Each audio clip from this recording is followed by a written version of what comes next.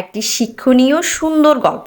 একদা একটি দুষ্ট সাপ একটি কাক দম্পতির ডিম চুরি করে খেয়ে ফেলত যখন তারা খাবার আহরণ করতে যেত।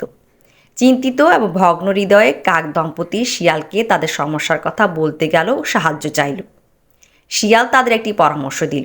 সে বলল, রাজকন্যা যখন গোসল করতে নদীতে আসবে তখন তারা তার রক্ষীদের দেখিয়ে রাজকন্যার নেকলেস চুরি করে নেবে। নেকলেসটি উড়ে নিয়ে গিয়ে সাপের গর্তে ফেলে দেবে।